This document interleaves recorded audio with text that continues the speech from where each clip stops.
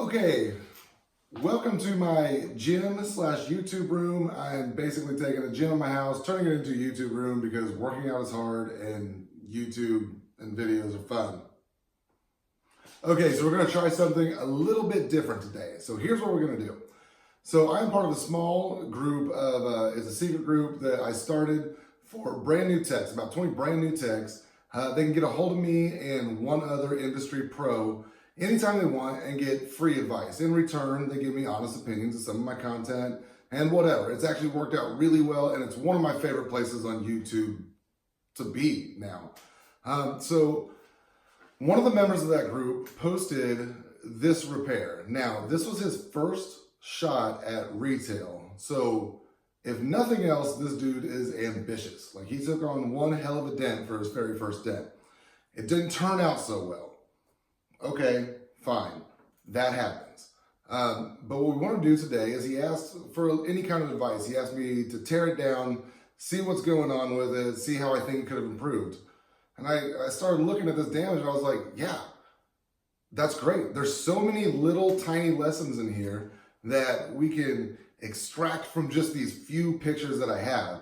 And we could turn this into a lot of little micro lessons. Because the thing about this repair is, it doesn't look great. It's, like I said, it was his first go. We're not here to make fun of him at all. We're just here to learn a little something. The thing is, it was a whole bunch of small mistakes that each individually fixed, and maybe even a little shift in his thinking. This thing could have been fine. This really could have. If I had been there over his shoulder, I really believe that I could have got him to the point that this would have been a great dent. Actually, if he would have watched all of the videos at realworldpdr.com, because he was a member starting last month, most of the content is in there that would have helped him here. So here's what we're gonna do. We're gonna dissect what I think he did based on his description and his pictures, and we're gonna start thinking about building that dent map that I talked about in the last video. And we're gonna take a look at how I would think of this dent. What would I see? What were the steps that I would foresee myself taking? Now, do remember that I'm already aware that my dent map is wrong. Before I even start, my dent map's wrong because something is going to happen that's going to be unexpected, and I'm going to have to react accordingly. And I will throughout the course of every larger repair. So let's take a look at what he did. Let's take a look at the way that I would think of this dent, and let's see if, what you imagine for your dent map kind of lines up with mine. And if not, hey, that doesn't mean you're wrong. What that means is you're thinking about something a little bit differently, and you should try it, experiment. Like I've said 100 times before, there's as many ways to do things as there are techs. Everybody does something a little bit differently, and I've never told you that my way is the only way. There's a lot of really great techs out there that I know for a fact do things a bit differently than me. Feel free in the comment section to discuss what you think that you would have done. If you agree with me, if you disagree with me, I am always open to hear your opinions. Okay, let's take a look at what we've got. Hey, before we start though, hit like, hit subscribe. All of those things keep me motivated to keep making these videos and keep posting free content on YouTube. As always, www.realworldpdr.com is going to have a bunch of these little breakdowns. This is just a taste of one, and I really hope that you enjoy it. If you have a dent that you feel didn't turn out great, and you want me to do a breakdown for you, just to see what my map would have looked like, what would I have changed, what I would have done differently, or if we lined up and the circumstances just weren't there for you that day, feel free to email me your pictures. Try to take as many pictures, maybe even some in process if you can. Email them to denttoolsfreak@gmail.com, and maybe we'll do a breakdown of one of your dents. Okay, hopefully YouTube community, we can take part in a little bit of community learning here. So I was thinking, one thing that is inevitable in PDR training is that you are going to fail. What I'm hoping to do here is make sure that you don't have to make every single mistake yourself, and you can watch this video series and learn from your peers. First things first, what is failure? Well, in PDR, it's not much. You better get used to it. If you have any aspirations to be a halfway decent to great tech, you better get used to stop looking at failures as complete, utter losses and realize that there are learning opportunities within every single failure. It's funny, another member of the group that I was just talking about got a hold of me and he completely jacked up this really, really large fender dent. But then I realized he's been doing this for 1 year. I've been doing it for 15, and I can almost guarantee you that I have screwed up more cars than he's even touched. But every one of those screw ups was a little lesson that I took away and tried to learn from. So here is the dent that this gentleman decided to take on as his very first paid retail job. If you can say anything about him, it's that he is ambitious. This is definitely a bit larger than I would recommend for your first job, but hey, he did it. Now, here is what he ended up with. Now, you can definitely see there is a lot going on here. This dent is not perfected. This dent's not even what anybody would call good. But he did reach out to us and decided to ask what he could have done better, what we see. So here's his message. All right, guys, I deserve whatever you throw at me, so let's have at it. I need some heavy critiquing. This is a 2015 Volvo CX60. I think and was regular metal. This bastard took me 4 hours and I give up. Wet sanded what would come out and called it quits. Started glue pulling with gangrene tabs and tab weld got a couple good pulls, then tabs kept releasing soft and staying on the car. So I tried moving up to the crease and put a long gangrene narrow and pulled. Nothing. Tried several times and got frustrated and started pushing from fender well with soft tip. The soft tip was even leaving micro highs.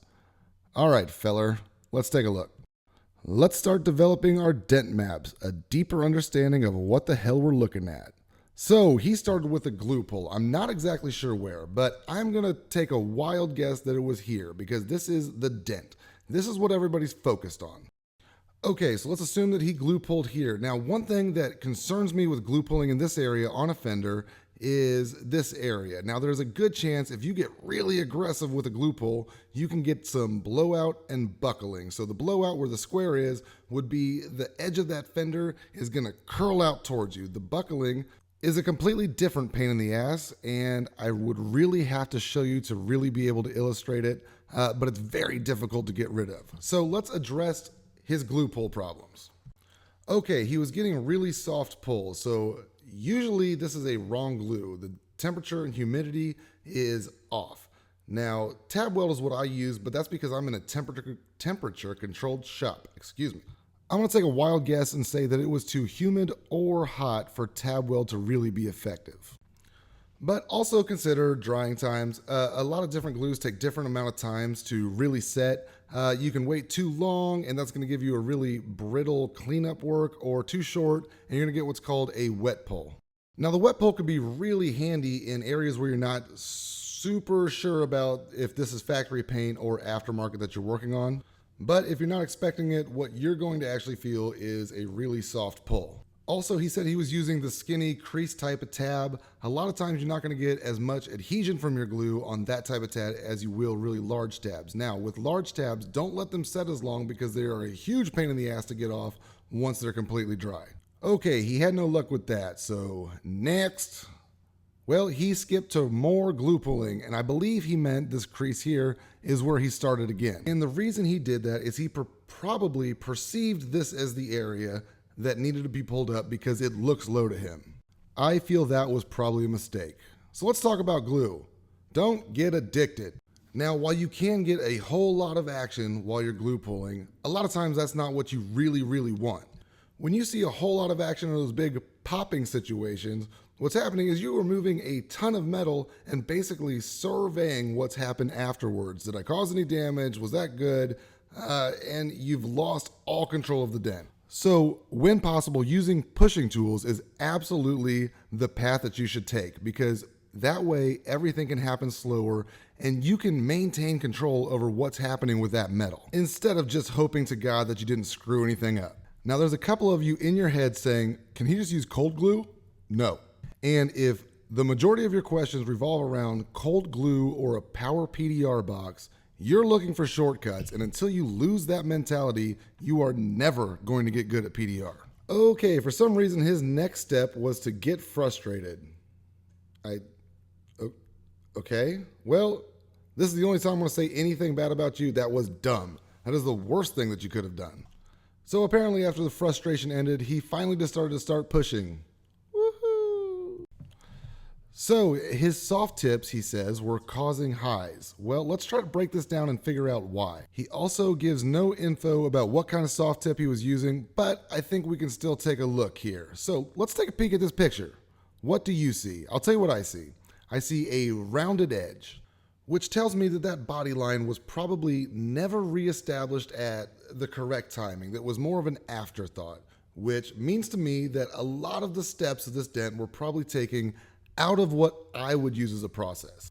Also, unfortunately, you cannot hide anything from silver. So the shade difference on the left here, you can see it's brighter than the arrow on the right. What that's telling me is the arrow that was pointing on the left, that's a high, and on the right was a low. Now you can see that spread out in some kind of gradient throughout this entire dent here. Now, perhaps some of this can be attributed to that he is not really sure of light position, head position, when it comes to finishing out that last bit of a dent. What I do know for sure is this was never flat enough for a wet sand. There's plenty of turn flake in there. Impatience played a huge role in this, and I don't think any attention was paid to the pressures that are at play. So from a distance on a 15-minute video, I think I could fix some of this. So let's try to think about this in a different way.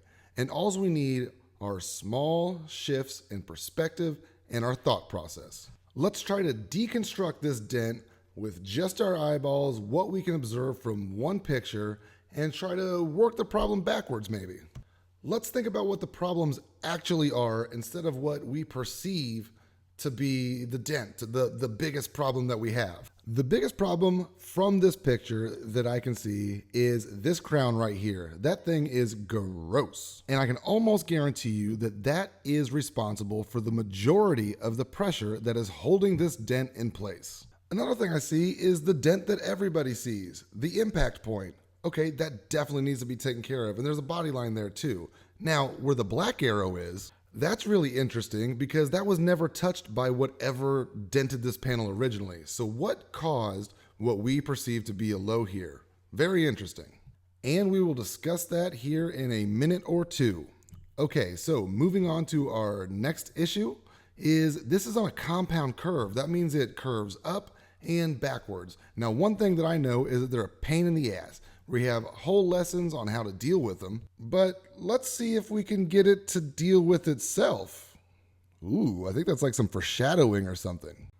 How are we going to do that? Well, let's take a look. Imagine the flow of this damage. What happened when something, whatever it was, hit this metal? Okay, I think we can all agree that the impact point was right here on the face of this panel, where the X is. Now it flowed upwards. That's what caused that big crown. That's what trapped the pressure. But that crown and that pressure had nowhere to go but to jam itself into that panel. So that's what we're keeping in mind. Those are the important obstacles that we're trying to overcome. So instead of looking at the dent, let's think about how can we clear these obstacles? So the biggest one we have is right here. That's this big ass sharp crown. That's where the majority of my pressure is. Now you could see that that son of a bitch is pretty pointy. I don't want to start beating on that thing right now because I want to beat tiny little dents into it because it's so stiff. So I've got to find a way to make that soften up, make that willing to work with me without completely wrecking the texture. Now, what if I push up right here where the impact point was? That's exactly what I would do, and here's why and how. A page directly out of Sal Contreras' book is Wide Soft Directional Pushes. Now I'm going to get the biggest, softest leather wrap tip that I can get on my dent dial. I'm going to work through that fender liner there, and I'm going to work up and down roughly where that body line is. Do you have to have a dent dial? No, get a doodah. Do you have to have a doodah? Hell no, get any soft tip rod, wrap that thing with leather, boom, huge wide push. Okay, so as I push out, using my very soft, luxurious pushes that I'm getting off of this huge tip on my dent dial, what's going to happen is I'm going to be pulling that crown metal, that pressure metal down. Thusly, still love that word, thusly, the area that's on that compound curve that just had metal crushed into it is going to start pulling right along with that crown. But in all reality, the main thing to consider is we have softened up that crown. So it's real pointy at this point. It comes to a nice little peak, but since we're stretching it out, stretching it back into place, it's gonna be much more rounded like the illustration on the right now. You should be able in some way to take it from that sharp triangle-y pointed thing to a nice semicircle. That nice soft hump will work with you. That triangle is gonna work against you. Speaking of that, don't fight the dent. If it's getting incredibly hard to push without causing massive amounts of texture, you need to knock something down. There's pressure trapped somewhere. If you're starting to knock down and you're causing tons of texture, that's the opposite problem. There's pressure probably in a dent that needs to be addressed. I'm not trying to force this metal into its home. I'm trying to convince it to go there by itself. It's a lot easier. The repair turns out cleaner. Okay, we've got our nice, soft, round hump. Okay, we're gonna start knocking that down. Now we can shoot metal this way, towards the green, or towards the red. So the green side, where the green arrow points, is where the metal actually came from after the impact. The red side is where it went. We don't want to send more metal than we have to where it went. Now you can see me use this technique over and over on my videos, but a slapper tapper will accomplish that goal. It's all about learning how to use your slapper tapper, which, by the way, I go full in depth on at realworldpdr.com because that is a marvelous tool once you get into bigger damage. Okay, so now that I've done that, we're gonna let the crunch just find its way home. As I knock down that soft crown, I'm gonna be pulling this metal that's on that compound curve away from the panel, which is in essence gonna uncrunch it. Now, if I can get it to do that, I don't have to worry about 17 different light angles to make this compound curve look right again. Now, if it were me, my next step is the body line. I'm gonna go ahead and reestablish its position. Now, I'm not trying to make it crispy and sharp right now. I'm trying to reestablish where it was. So I'm gonna take a soft tip, for me, probably a double bend blem rod, and I'm gonna work it up and down that body line. Now, with the soft tips, there is a limit to how accurate you can get. So again, I'm just trying to get the line back into position so I'm not relying on a knockdown later to create a body line because that's a lot harder. That I could tell you was definitely not done in this gentleman's repair. Now, mind the flake. This all ties in, silver especially. The flake in the paint will turn if you use a tip that's too sharp too soon. So you really want to push the limits of the softest tip that you have. So basically push it until you cannot be accurate enough with that tip anymore. That's gonna make your cleanup a lot faster. It's also gonna keep from any abrupt changes in the way that metallic flake is laying in the paint. After that, it's back and forth and back again. I am doing the same thing over and over, relieving pressure in the dent, knocking down a crown, and then relieving pressure in the dent, and then knocking down a crown. There's not a whole lot more to it than that. I really believe the top part of this is going to take care of itself. But for my cross check, there's gonna be extra access right here where the headlight and the fender meet generally. And you can usually push in your cross check right about the same angle that arrow is. Now, this was a Volvo, or a vulva, as that guy called it.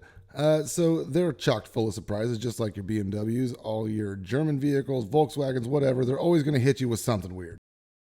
But I digress. So legitimately, the last two steps in my dent map, now this is a rough sketch, is sculpt what's left. Use the graduated system that I go over at realworldpdr.com to finish out this dent. And then patience. He said this took him 4 hours as if it was a bad thing. Being your very first retail dent, dog, if this took you 24 hours, that's fine. Keep doing work the best you can, and that speed is gonna come. Once you've put your hands on enough panels, you've put tools in there, you see how metal's gonna react with you, this is gonna become second nature. And you're not gonna think about this whole dent map or what the next step is. It's not something that I walk up to a car and I'm thinking about. I just kinda know.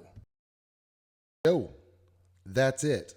Now let me tell you this one piece of truth that I'm gonna drop on you. My last video and this one is way more valuable to you than watching me fix a dent. Watching somebody else do what you may not be able to do yet is fine. Now, how much of that are you going to absorb? Not much at all. But forcing yourself to think about the pressures at play, Think about something beyond the dent. Think about the flow of this dent. Now, in which direction did the metal travel? What is the most expedient way for me to get it traveling the other way? Force yourself to take 5 minutes to really think about the next dent that you see. Something beyond just your normal door ding. Something that's got crown, something that's got some action, you know what I mean? And if you force yourself to do that, if you force yourself to change your way of thinking a little bit, instead of looking at a depression in the metal, look at a field of pressure. Think about what is the way this flowed? How am I getting it flowing back the other way? What is the tool that's going to help me do this? I mean, absorb all of this. The information is at your fingertips, and here's the kicker. Unless you are just way overextending yourself and have no business taking on some damage like this, the minute that you start thinking that you might be ready, chances are really good that all of the procedural things that go into fixing a repair like this or bigger, clean, you've already got a great basic understanding of how to do it. So you know how to push, you know how to knock down, you know how to use a light. Guess what? You're there. All we have now is a thought process to pick up on. Keep watching videos like this. There's going to be a ton at realworldpdr.com. Grow that dent map because it is under your fingertips, gents. You've already been practicing all the necessary skills to repair something like this cleanly. Please make sure you like and subscribe to this channel. And if you're feeling real serious and ready to take your PDR training to the next level, check us out at www.realworldpdr.com. I would be more than happy to have you. If you want me to break down one dent that didn't work in your way, in your favor, hit me up. I gave you the address earlier. Thank you so much for your current and continued support. It's been a real blast doing these videos for y'all.